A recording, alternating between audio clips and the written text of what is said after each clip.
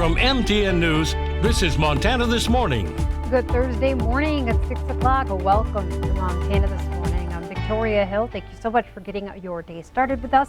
And good morning to Miller joining us here on the desk. And gosh, these are like the intense days of the week. I remember seeing your 7-day, and these were like peak days here. Yeah, we're getting into the hottest days. Today, tomorrow, and Saturday are going to be the hottest days of the week. Could see records today and tomorrow here in Billings, and maybe near the record in Livingston as well. We do have some clouds out there, and as we go along today off to our west and south, we have a chance to maybe see some isolated showers. But it is quite warm out there, well, at least mild for where we should be waking up this morning. Should be in the mid-50s. Already at 68 at the airport, humidity at 36%, winds out the south at about 3 miles an hour. Quickly, let's crunch some numbers. Yesterday, our high got up to 96, 13 degrees above average. Whew, that's hot, and we're not done yet, getting hotter. Overnight low got down to about 61. We're getting close to 2 inches in the hole well, we almost wrapped up 2 inches in the hole for the month of June, and we start off July pretty much on a dry note. And for the year, folks, I mean, we're well over 3.5 inches in the deficit column. And even though we do have some rain in the forecast, it's not going to be a big rainmaker, although maybe the higher elevations like the Beartooths and the Bighorns maybe could see maybe half an inch to an inch, depending on where this system goes or where these little shortwave goes and that heavy rainfall does materialize. Right now in Columbus, we're sitting at 65.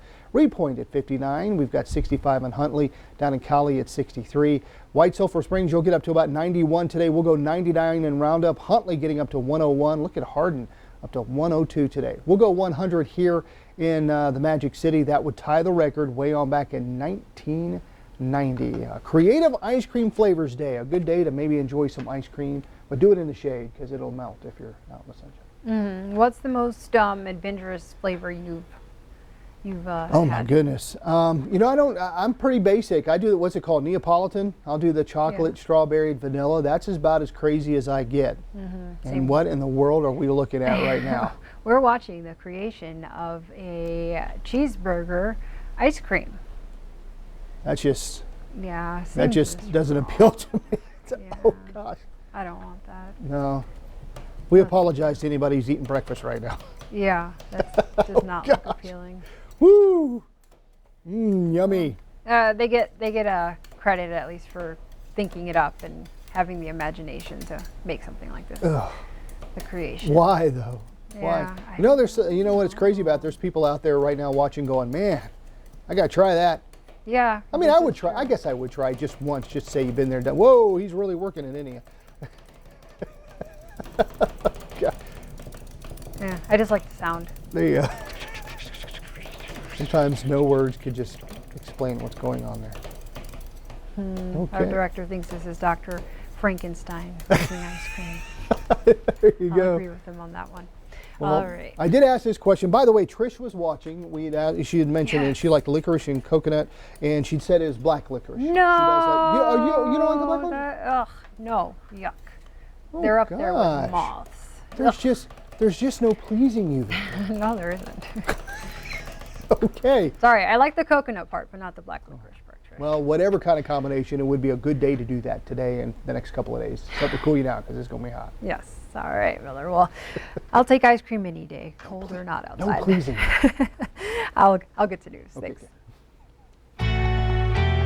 Our top story this Thursday morning, Billings police are asking for your help to locate a missing mother and her 3-month-old son. A missing and endangered person advisory has been issued for Zaire Beston, last seen traveling with his mother, Kelsey McChesney. Law enforcement reports they are concerned for the well-being of both of them. Zaire requires a special baby formula, and the pair has not been seen since June 26th. Kelsey is 19 years old. She's 5 feet 4 inches tall with blue eyes and blonde hair. Kelsey has piercings on her nose, lip, and ears with tattoos on her face and neck. If you have any information on Zaire or Kelsey, please contact 911. New this morning, a Democrat is going to announce her plans this morning to run for Montana's new congressional seat that was earned in the 2020 census. MTN chief political reporter Mike Dennison tells us who she is. State Representative Lori Bishop is kicking off her campaign in her hometown of Livingston, becoming the first Democrat officially running for a new 2nd congressional seat in 2022. Bishop told MTN News that one thing she'll be emphasizing is her record of working with both parties on issues such as boosting access to mental health treatment. At the center of my record is really working across the aisle with Republicans, being somebody that really approaches my service in a respectful way that puts listening at the center. Bishop is the director of a group that coordinates after-school programs and has been a state representative since 2017. She moved to Montana in 1996 from upstate New York. Bishop also says she will be focusing on issues important to the state's economy and workforce, such as childcare and housing and public lands. I think that's where I can really stand apart because I already have the history of standing up for those issues, fighting for those issues, and making sure that those are a priority in our policies. Bishop probably won't be the only Democrat vying for this new seat. Cora Newman, a health policy expert from Bozeman who had a brief run for U.S. Senate in 2020, is considering the race. So is former gubernatorial candidate Whitney Williams and Missoula attorney Monica Tranell. And former Republican Congressman and U.S. Interior Secretary Ryan Zinke is already campaigning for the seat. But the seat's borders have yet to be drawn. The actual boundaries will be set by a state commission late this fall, but the candidates need only live in Montana to be able to run for the district. Bishop is largely unknown by Montana voters, but says she'll be campaigning hard and that she has a track record of winning tough races in a politically split district. Having success in getting reelected and elected in tough election years for Democrats in my seat comes down to the fact that my community knows me to be fair and thoughtful in the way that I approach things. It's a long way off until the next election. But one of the big questions here in Montana is whether Democrats can bounce back from the shellacking that they took in 2020. Bishop is one of many Democrats who's hoping that the answer is yes. Reporting from Helena, Mike Dennison, MTN News. Sources tell MTN News that at least one other Democrat is likely to kick off her campaign for the new congressional seat in the coming weeks. Governor Greg Gianforte made the trip to Billings yesterday to honor first responders who saved a man trapped in a sugar silo back in May. At Billings Fire Station 2, the governor presented the technical rescue team with the Spirit of Montana Award. He highlighted just how difficult of a rescue it was and praised the team for a job well done. The Spirit of Montana Award is given out regularly to Montanans in recognition of their accomplishments, dedication, or service. It is an honor to get this award. It's a very big time achievement award that we accept as an entire team because it was an entire team effort. Everybody else from Billings Fire Department helped out that day as well. So it was more than just the technical rescue team on scene that day. It was every Billings firefighter that showed. This wasn't the only news the governor made yesterday. He also announced he has ended the COVID-19 state of emergency first issued back in January. The governor says the decision came following Montana's dramatic decline in new cases and hospitalizations, along with progress administering vaccines. Montana has been under some sort of COVID-related state of emergency since March of 2020. Governor Greg Gianforte will be on the show later this morning to talk about the decision to lift the order and much more.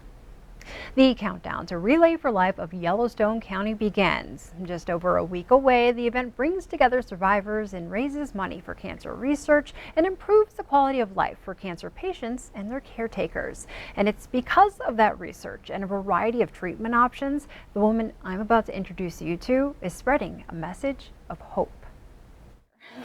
Still got a couple more. Rebecca HEDEGAARD says and does everything with a smile. I had to go to all those appointments by myself because of COVID, so that was hard. It's true even when talking about some of her most challenging days. Chemo was not very fun, as you all know, but you just kind of get through it. By now, you've probably figured out Rebecca is a cancer survivor.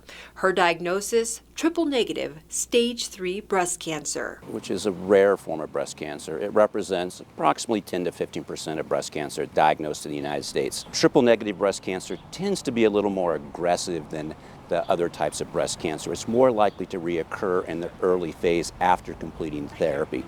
But based on her upbeat attitude, maybe you can't tell she's still going through that fight right now. I ended up having a double mastectomy in December, and then I had 25 radiation treatments in January through February, and then I had a month off, and now I'm doing some more chemotherapy treatment. That's kind of an oral treatment. But before all of that came 16 rounds of chemotherapy. So what do you do to help pass the time? I've started a gratitude journal, and I started doing this whole last year. Every day I write 5 things down that I can choose to be thankful for. And that's really helped my perspective. With young eyes watching, it's a perspective she's passing along to her sons. I want to give them hope, even on the days where I wasn't feeling good and I couldn't go and do all the activities. I could still read them stories and just let them know I'm still there, I'm still fighting hard to beat this thing. And it seems that optimism has paid off. She had some rough times during treatment. It was fairly rough on her, but she got through it. And she's doing very well right now. It's been a whirlwind, especially considering she was diagnosed just over a year ago in April of 2020. But through it all came one important life lesson. I've learned I cannot lose hope, and I can't lose joy, because even though I'm sick, I don't feel good, and this sucks. I don't like it. It's not the journey I chose, but I still have a lot to live for, and I can still find hope and joy in my days. Relay for Life is next week Friday. It is a hybrid event, so the survivors will do their lap at West High at 6 o'clock, and food trucks will be set up in the parking lot. Everyone is invited to decorate their vehicles and take part in the street edition with a cruise on 24th Street West. The event will finish out the night with fireworks at 10:45. In other news, Montana law enforcement officials have made significant progress clearing a backlog of untested rape kits in the state. Before 2016, more than 1,200 were just sitting there and nothing had been done. Those have now been tested, and a new grant will allow officials to begin looking at kits from 2016 and beyond. The hope is to completely catch up. However, in 2020 alone, there were nearly 1,500 victims of sexual assault in Montana. Officials say these kits need to be tested because they are so important in the courtroom. It settles lots of cases and keeps everybody from having to go through the trauma of a trial, and it lends to better, more frequent, timelier, and better plea agreements.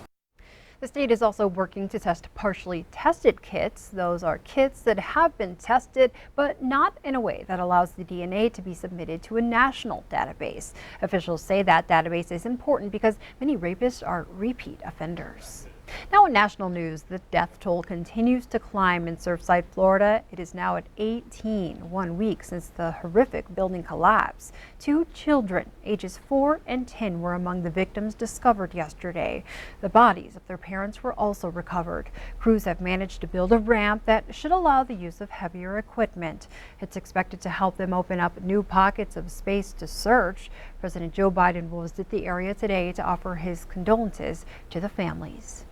Today, the Manhattan District Attorney's Office is expected to announce charges against the Trump Organization and the company's chief financial officer. CBS's Laura Podesta reports from the DA's office with what this all means for the former president. Former President Trump's company and his longtime chief financial officer, Alan Weisselberg, have been indicted for alleged tax-related crimes. The charges, set to be unsealed later today, are expected to focus on whether the company gave perks to top executives without reporting them properly. That could possibly include the use of apartments, cars, and school tuition, according to people familiar with the case. Weisselberg's estranged former daughter-in-law was a key part of the takedown. She turned over several boxes of documents to prosecutors. In 2019, Michael Cohen, Mr. Trump's former personal attorney, testified that Weisselberg never acted alone. Everything was done with the knowledge and at the direction of Mr. Trump. The criminal charges stem from a 2-year investigation led by Manhattan District Attorney Cyrus Vance Jr. A lawyer for Mr. Trump told CBS News he does not foresee the former president being charged himself, but that does not mean Mr. Trump is in the clear. This indictment, anyway, looks to me like the culmination of a pressure campaign against Alan Weisselberg. However, The grand jury is sitting until November. In a statement, former President Trump said his company's actions were standard practice and in no way a crime. Laura Podesta, CBS News, New York. Weisselberg turned himself in to authorities this morning. He and representatives from the company are expected to make their first court appearance today, and the New York and Manhattan DA's office have also been looking into the Trump family business for possible fraud involving banks and insurance companies. It's been investigating whether the company manipulated property values for tax purposes and to obtain favorable loans. Comedian Bill Cosby spent his first night home from prison after Pennsylvania's Supreme Court threw out his 2018 sexual assault conviction. In a ruling that stunned prosecutors, as well as the dozens of women who have accused Cosby of drugging and raping them, the state's highest court argued the entertainer's due process rights were violated when he gave incriminating testimony against himself during a civil case. That testimony was later used against him in court. His accuser, Andrea Constant, called the ruling disappointing. Starting today, college athletes can start cashing in on their fame. The NCAA approved a policy to allow athletes to get paid for the use of their name, image, and likeness. The policy starts on the same day similar laws in 7 states were set to take effect. That means athletes can make money from autograph signings, endorsements, and personal appearances. They must report those activities to their respective schools, which will be responsible for making sure they follow state law. Stick with us here on Montana This Morning.